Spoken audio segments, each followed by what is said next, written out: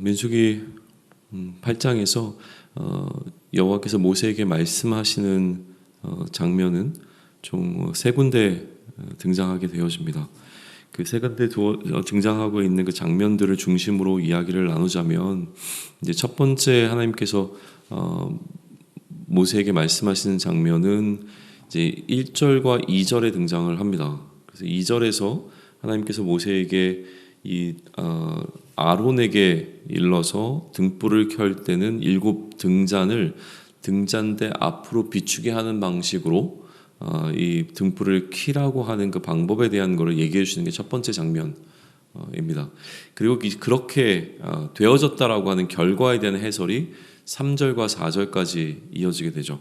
그러니까 하나님께서 주신 그 명령과 그 명령에 대한 그 순종에 관한 이야기가 1절로부터 4절까지 기록되어 있고, 그 내용의 핵심은 등불을 켜는 방법에 관한 것이라고 하는 것을 우리는 볼 수가 있고요.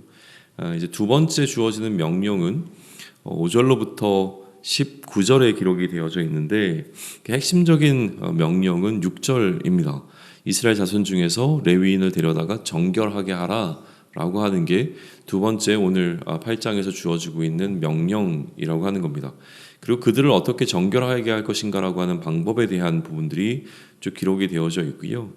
그리고 그렇게 주어진 명령에 대해서 어떻게 이제 순종하였는가, 그 명령이 어떻게 이행되었는가에 관한 내용이 20절로부터 22절까지 기록이 되어져 있습니다. 그러니까 5절로부터 22절이 또 하나의 명령이라고 하는 그 큰 단락으로 묶어서 볼 수 있는 것이죠. 레위인을 정결하게 하라라고 하는 이 명령은 기본적으로는 이 레위인들의 임직식으로도 볼 수 있습니다. 하나님께서 제사장을 세웠던 것과 마찬가지로 이 레위인들에게 직임을 주시고, 이 레위인들이 그 직무를 수행하기 전에 이들을 이제 그 직무를 담당할 수 있게끔 하는 어떤 임직식의 장면처럼도 좀 이해가 되는 부분인데, 그들이 이제 회막에서 봉사하게끔 하기 위하여 이들을 정결하게 하는 것이 필요했다라고 하는 것을 이 중간 단락에서 좀 보여주고 있는데요. 11절을 보시면 11절 후반부에 이는 그들에게 여호와께 봉사하게 하기 위함이라 라고 하는 기록이 등장하고 있고요. 또 15절에 보게 되면 내가 그들을 정결하게 하여 요제로 드린 후에 그들이 회막에 들어가서 봉사할 것이니라 라고 되어 있습니다. 그러니까 이들이 이제 하나님을 향하여서 이스라엘 백성들을 위하여서 봉사할 그 봉사의 직임을 담당하기 위하여서 정결하게 할 것에 관한 이야기가 좀 기록이 되고 있습니다. 그리고 하나님께서는 왜 이처럼 이제 레위인을 특별히 이스라엘 가운데서 구별해서 선택해서 이렇게 하셨는가에 관한 설명이 좀 등장하고 있는데, 그게 18절과 19절입니다. 물론 16절로부터 이어지는 내용이긴 한데요. 18절과 16절에서 그 모든 내용들이 좀 압축되어져 있습니다. 보시면 이렇게 말씀을 하시죠. 내가 이스라엘 자손 중 모든 처음 태어난 자 대신 레위인을 취하였노라. 그러니까 모든 처음 태어난 자를 대신하는 자로서 이제 레위인을 특별히 구별하셨다라고 하는 이야기가 18절에서 기록되고 있고요. 19절에 보게 되면 내가 이스라엘 자손 중에 레위인을 취하여 그들을 아론과 그의 아들들에게 주어 그들로 회막에서 이스라엘 자손을 대신하여 봉사하게 하며 또 이스라엘 자손을 위하여 속죄하게 하였나니 이는 이스라엘 자손이 성소에 가까이 하려 할 때에 그들 중에 재앙이 없게 하려 하였음이라 라고 기록이 되어 있습니다. 그러니까 레위인을 세우신 목적은 굉장히 분명한 것이죠. 이스라엘 백성들을 대신하는 역할을 합니다. 대신하는 것은 두 가지인데, 첫 번째는 처음 태어난 자를 전부 대신하는 역할이었고요. 또 하나는 그들을 대신하여서 이 회막에서 봉사하는 역할을 감당하게끔 하기 위하여 레위인들을 세우셨다라고 하는 이야기가 지금 기록되어져 있습니다. 또 하나 이제 중요한 것은 무엇이냐면 이 이스라엘 자손들을 속죄하는 그 일을 감당하게 했는데, 이스라엘 자손이 성소에 가까이 할 때 그들이 재앙을 얻지 않도록 하기 위하여서 그 대신하는 역할을 레위인들이 맡았다라고 하는 것 역시 여기 좀 기록되어져 있습니다. 그리고 아까 얘기한 것처럼 이제 20절에서부터 22절은 그렇게 하신 그 말씀대로 레위인을 정결하게 하여서 회막에서 봉사할 수 있는 그 직임이 주어지는 장면으로 이제 볼 수 있고요. 마지막으로 하나님께서 또 모세에게 명령을 주시고 있는 세 번째 장면이 23절로부터 26절까지 등장을 하게 되어집니다. 마찬가지 앞에서 기록되어 있었던 그 레위인의 임직에 관한 부분을 다루고 있는 명령이긴 한데요. 이것이 좀 분리돼서 이제 주어지고 있는 형태로 기록되어져 있습니다. 이 마지막 명령, 세 번째 명령에서 하나님께서 주고 있는 것은 무엇이냐면 레위인들이 그처럼 회막에서 봉사하게 되어지는 그 임직의 그 기간, 그러니까 직분을 맡게 되어지는 그 임직 기간이 어떻게 설정할 것인가라고 하는 부분이에요. 오늘 본문 24절에 보시게 되면 25세로부터 그리고 25절에 보게 되면 50세까지 회막에서 봉사할 것이다라고 이제 기록을 하고 있습니다. 그러니까 이들이 이 직분을 감당하는 그 시작 시점이 25세이고 이들이 은퇴하게 되는 때가 50세라는 거예요. 근데 50세에 은퇴하고 난 다음에 모든 직무가 다 끝나는 것이 아니라 그래도 그들이 좀 감당할 수 있는 어떤 일들에 대한 이야기가 좀 등장을 하고 있어서 자칫 우리는 이 24절로부터 26절까지 오늘 23절로부터 26절까지 이 단락을 읽을 때에 좀 두 가지 부분에서 헷갈리게 되어집니다. 첫 번째는 무엇이냐면 이미 이전에 레위인을 계수할 때 30세로부터 50세까지를 계수하라고 하는 부분이 있었어요. 그러니까 회막에서 이 성막을 위해서 봉사할 자들을 계수할 때 30세로부터 50세까지를 계수하라고 했던 이야기 한번 등장하는데 왜 여기 8장에 이르러서는 25세로 또 그 연령이 좀 앞당겨졌는가에 대한 이제 해석의 문제가 하나 좀 걸려 있고요. 또 하나는 오늘 이 본문 자체에서 보시면 25절에서 봉사하지 아니할 것이나 라고 되어 있는데 26절에 보시면 그의 형제와 함께 회막에서 돕는 직무를 지킬 것이요 일하지 아니할 것이라 라고 기록이 되어 있는 부분이 얼핏 보기에 잘 이해가 되지 않는 부분이라는 거예요. 그러니까 일하지 않을 것이라고 했는데도 불구하고 형제와 함께 회막에서 돕는 직무를 지킬 것이요 일하지는 아니할 것이라고 얘기하는 이 부분을 이제 어떻게 해석할 것인가라는 거예요. 일하지 않을 것이라 은퇴를 시켰는데도 불구하고 회막에서 그들의 동료들을 돕는 역할은 계속 해야 된다라고 이야기를 한다면 이게 이제 은퇴인가라고 하는 것으로 좀 이 해석의 문제가 좀 등장한다는 것이죠. 그러다 보니까 이제 명확하게 본문 속에서 이 부분을 이제 해석하기는 좀 쉽지가 않지만 나름대로 이제 여러 가지 좀 대안들이 제시가 되고 있는 것 가운데 제가 느끼기에, 제가 생각하기에 이제 어느 정도 그렇게 되어지는 그 부분을 좀 인정할 수 있는 부분에 대해서 이야기를 하자면 첫 번째 30세에서 25세로 이제 줄어진 부분은 이 5년이라고 하는 시간이 앞당겨졌는데 이 5년이라고 하는 시간이 앞당겨진 그 기간은 나름대로 이제 견습의 기간으로 보는 관점이 좀 있습니다. 그러니까 30세부터 회막에서 봉사를 하게 되어지는데 그 봉사를 하기 전에 25세부터 30세까지는 그 어떤 수습의 기간으로 함께 본격적으로 이 일에 참여하지 않고 곁에서 지켜보는 기간으로 이제 이해하려고 하는 것이 나름대로 좀 의미가 있어 보입니다. 그걸 꼭 해석을 해야 된다면 그러니까 이해하는 것이 좋지 않을까라고 하는 것이고요. 또 하나 기본적으로 이들이 성막에서 일을 할 때는 순번제로 이렇게 돌아가게 되어 있었습니다. 그러니까 그 순번제로 뭔가 이렇게 전체가 다 한꺼번에 일하는 것이 아니라 순번제로 이렇게 돌아가게 되어지는데 그러면 이런 거예요. 이들이 회막에서 어떤 돕는 역할을 한다고 했을 때 그 순번에 들어가게 되는 그 순번에서는 벗어나 있지만 그러나 여전히 회막을 위해서 봉사할 수는 있었다라고 하는 것으로 이해할 수 있는 것이죠. 그러니까 의무로부터는 벗어나 있지만 그러나 여전히 회막을 위해서 봉사할 수 있게 되어지는 것이죠. 그러니까 50세가 넘어간다고 하더라도 여전히 이 회막을 위해서 그들이 감당해야 되는 역할들은 감당하지만 그러나 의무적으로 돌아가야 되는 그 순번제의 그 일을 배정하는 데 있어서는 이제 빠지게 되어지는 것으로 이 부분을 좀 이해하시면 좋을 것 같습니다. 크게 중요한 부분은 아니지만 혹시나 이제 묵상하시는 가운데 좀 어려움이 있을까봐 그렇게 좀 말씀을 드렸습니다. 그러면 이제 민수기 8장이라고 하는 이 전체적인 민수기 8장에 대한 이야기가 그럼 오늘 우리에게 어떤 메시지가 되어지는가라고 하는 부분을 좀 우리가 살펴보는 게 이제 필요한데 그런데 사실 지금까지 이제 민수기를 이 8장까지 오면서 한 번쯤은 정리해야 될 필요성이 좀 느껴집니다. 사실 민수기 7장에서 한번 정리를 했으면 좋았을 텐데 어차피 우리는 이제 9장, 10장으로 넘어가면서 계속 우리 안에 만약에 민수기를 좀 세밀하게 묵상해 오신 분이라면 질문이 한 가지가 좀 들어오는 부분들이 있습니다. 뭐냐면 이 순서, 그러니까 기록된 순서라고 하는 게 명확하게 어떤 시점들을 통해서 기록이 되거든요. 그러니까 날짜가 명확하게 좀 기록이 되면서 진행이 되어지는데 그 순서를 배치를 해봤을 때 뭔가 이 배치가 좀 잘 안 맞는 것 같은 느낌을 받게 되어지는 부분들이 좀 있어요. 그러다 보니까 이거를 좀 해석하는데 좀 어려움들이 있기 때문에 이 부분에 대한 언급을 좀 하고 오늘은 좀 넘어가도록 하겠습니다. 그러니까 지필된, 그러니까 이 민수기가 기록되어 있는 어떤 순서들을 좀 보게 되면 둘째 해 첫째 달 초하루, 그러니까 출애굽하고 난 그 2년째 되는 해 첫 번째 달 첫째 날에 성막이 이제 완공이 되어집니다. 성막이 세워지게 되죠. 이게 출애굽기 40장이 맞춰지는 시점이거든요. 그러니까 성막이 세워지는 그 시점은 출애굽하고 난 다음에 그 한 해가 지나고 나서 두 번째 해가 시작되는 그 시점에 성막이 지금 세워지거든요. 그 성막이 세워지던 그날 하나님께서 이 성막 가운데 임재하시고 또 모세를 회막으로 불러서 말씀을 하시죠. 그래서 그 말씀을 하셨던 내용이 기록된 게 레위기잖아요. 그러니까 회막에서 모세를 불러서 말씀하셨던 것을 기록해 놓은 것이 레위기란 말이에요.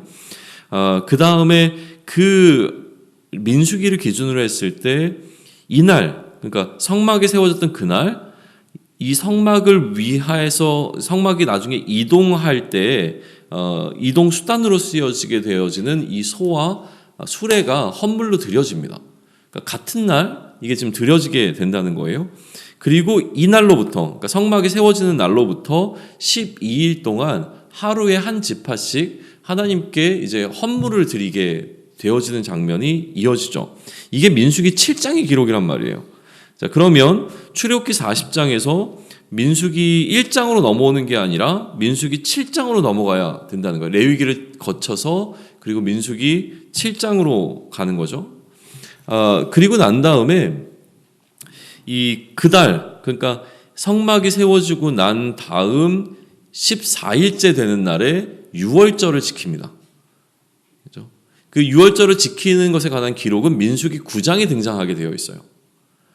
그리고 나서 보름 뒤인, 그러니까 유월절을 지키고 난 그 보름 뒤인 둘째 해 둘째 달 첫째 날에 계수가 이루어집니다. 이게 민수기 1장이란 말이죠. 그러니까 실제로 이제 흐름으로 보게 되면 민수기 7장과 9장으로 넘어갔다가 민수기 1장으로 다시 되돌아갑니다. 민수기 1장부터 이 6장까지 내용이 다시 흘러가게 되고요. 그리고 이처럼 계수가 이루어지고 난 다음에 둘째 달 첫 번째 날에 계수가 이루어지고 그로부터 20일이 지난 후에 행군이 시작이 됩니다. 이게 민수기 10장의 기록이란 말이에요. 그러다 보니까 이 순서가 사실은 뒤죽박죽 기록이 되어져 있어요.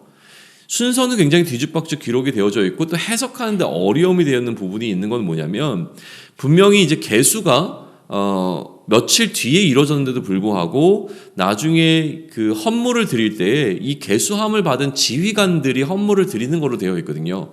그러니까 계수가 되기 이전에 이미 그 계수가 된 것을 통해서 드려진 헌물, 그다음에 이 시차에 대한 부분들이 정확하게 설명이 되어지지 않는 파트들이 있다는 거예요. 그럼 이제 이것을 이제 어떻게 해석할 것인가가 굉장히 어려운 난제가 좀 되어지는데 제가 이제 말씀드리고 싶은 거는 뭐냐면 민수기 1장부터 10장까지 이 지필 순서에 대한 이해가 좀 필요하다는 거예요. 그러니까 성막이 세워지고 나서 행군이 시작되기까지 약 한 50일 정도의 기록이 50일 정도가 흐릅니다. 그러니까 성막이 세워지고 행군이 시작되기까지 50일간의 기록이 지금 민수기 1장부터 10장까지에 담겨져 있는 내용이란 말이에요. 이 50일간의 기록을 이 민수기를 기록할 때 모세는 순서대로 기록하지 않았습니다. 날짜의 순서대로 기록한 것이 아니라 그것을 재배치해서 기록하고 있다고 한다면 한번 생각해 보세요. 우리가 어떤 이야기를 할 때 시간의 흐름에 따라서 이야기를 하지 않고 시간에 있었던 일들을 이야기를 하지만 어떤 사건을 먼저 기록하고 어떤 사건은 뒤에 기록한다면 분명히 의도가 담겨 있는 거죠. 먼저 기록한 사건을 통해서 그 뒤에 것을 좀 설명해내거나 뒤에 기록한 사건을 통해서 앞에 이야기했던 것을 보충하기 위해서 이러한 방식을 취하는 경우들이 있단 말이에요.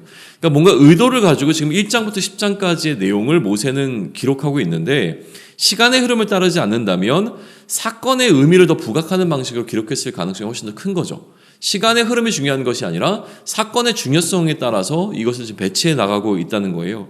그럼 무엇이 강조되고 있는가에 우리는 포커스를 두면서 민수기 1장부터 10장까지, 다시 얘기하면 행군이 시작하기 전까지, 성막이 세워지고 이 성막을 들고 행군을 하기 그 전까지의 이 50일간의 기록을 바라볼 때에 이 50일간의 기록 속에서 무엇이 강조되고 있는가에 포커스를 맞추시면서 1장부터 10장까지를 묵상해 나가시면 좋겠다라고 하는 거예요. 자, 그러면 결국은 10장에서 행군이 시작되어진다면 이 성막이 세워지는 50일 동안은 행군을 준비하는 기간으로 볼 수 있습니다. 출애굽하고 난 다음에 그 1년의 기간, 또 시내산에서 머물렀던 그 한 11개월의 기간은 어떤 기간으로 볼 수 있냐면 성막을 세우고 이들이 예배 공동체, 하나님을 중심으로 하는 예배 공동체가 세워지기 위한 준비의 기간이었다고 한다면 이제 성막이 세워지고 이들이 광야로 출정하는 그 중간에 놓여있는 이 50일이라고 하는 것은 이들이 이제 행군을 준비하는 어떤 준비의 기간으로서 필요했던 시간이죠. 그러면 이 50일 동안 이들이 무엇을 준비했는가라고 하는 질문 속에서 1장부터 10장까지를 우리는 살펴보게 되어지는데 가장 우선순위에 기록되는 것이 무엇이었죠? 그게 바로 1장에 기록된 사명이었다는 거예요. 하나님께서 이들에게 광야에서 행군할 때에 각자에게 어떠한 역할을 맡겨주시는가라고 하는 그 행군하는 과정 속에서 이들에게 주어진 사명이 우선 포커스가 되어지고요. 그 다음에 그들이 그 사명을 가지고서 어느 위치에 배치해서 어떠한 역할을 감당할 것인가에 관한 이야기가 2장에 등장하고 있고, 또 처음에 이제 군사로 사명을 받았던 자에서 그 배제가 되었던 레위 지파들은 어떠한 사명과 어떠한 짐 배치를 받았는가라고 하는 것에 관한 기록이 3장과 4장에 기록되어 있다라고 하는 거예요. 그리고 나서 이제 5장과 6장에서는 이들이 이 전쟁과 같은 이 출정을 할 때에 영적으로 어떠한 준비가 되어 있어야 되는가라고 하는 그들의 영적인 준비에 관한 부분, 그러니까 사명에 관한 그 부분을 이야기하고 난 다음에 이들이 영적으로 준비되어야 될 것에 관한 이야기가 5장과 6장에 기록이 되어 있습니다. 또 이들이 그 행군을 하면서 이 필요한 헌물을 받침을 통해서 성막을 이동할 수 있는 이동 수단을 준비하는 과정과, 또 한 가지는 그들이 그처럼 이동하는 과정 가운데서 제사를 드리기 위해서 필요한 제물들을 준비하는 그 준비의 과정을 7장은 보여준다고 하는 것이죠. 12일 동안 드려진 어떤 그 제물들이 하루의 제사를 위해서 드려진 것이라고 보여지는 않는다는 거예요. 그들이 앞으로 사용할 어떤 그 재료들을 일단 우선 이제 모으는 장면들이 그 7장에서 그 기록이 되면서 이들이 이 광야의 출정을 준비하는 그 기간 동안 무엇을 준비했는가라고 하는 기록을 이렇게 보여주고 있는 것이죠. 그러면 마찬가지로 오늘 민수기 8장에서는 무엇이 준비되고 있는가의 관점에서 다시 한번 살펴보시면 좋겠습니다. 오늘 본문은 준비를 위해서 무엇을 말하고 있는가라고 하는 것인데요. 처음 이야기되는 것은 이제 등불을 켜는 것에 관한 이야기입니다. 근데 사실 등불을 켜는 것에 관한 이야기가 여기서 어떤 준비를 위해서 왜 기록이 되었는가라고 하는 것에 있어서 저는 잘 해석을 못하겠습니다. 그리고 몇 가지를 찾아봤지만 등불을 켜는 것에 대한 의미는 있지만 방금 우리가 살펴봤던 이 흐름 속에서 이 등불을 켜는 이 장면이 여기에 왜 등장하고 있고 그것이 어떤 준비가 되어지는가라고 하는 것에 있어서는 사실 해석하는 게 쉽지가 않습니다. 그러나 이제 묵상하는 가운데 주시는 것은 무엇이냐면 등불을 킬 때에 관한 이야기를 하시거든요. 근데 실제로 이 등불이 켜진 날이 언제냐는 거예요. 등불이 켜진 날은 성막이 세워지던 그날입니다.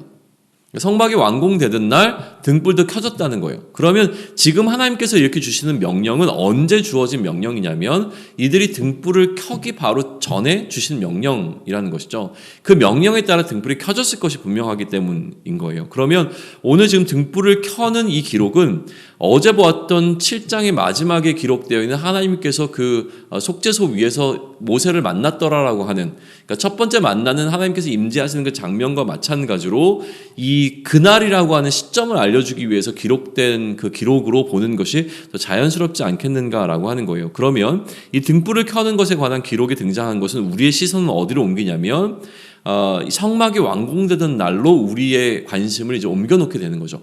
등불이 켜지던 날에라는 어떤 개념으로 오늘 이 첫 번째 하나님께서 주셨던 명령을 좀 이해해보면 어떨까라고 제안을 드립니다. 그래서 그 등불이 켜지던 날에 있었던 하나님의 동일한 명령과 그 명령에 따라서 이루어진 일이 무엇이냐면 레위인들이 임직을 받게 되는 장면이었다는 거예요. 그러니까 그날 하나님께서는 제사장을 세웠던 것과 마찬가지로 레위인들도 세우고 계시는데, 이 레위인을 세우시는 방법에 있어서는 그들을 이제 성별한다기보다는 이들을 정결케 하시는 과정을 통해서 레위인으로서의 직무를 감당할 수 있도록 그들을 준비시키고 있는 장면을 우리는 보게 되어진다라고 하는 겁니다.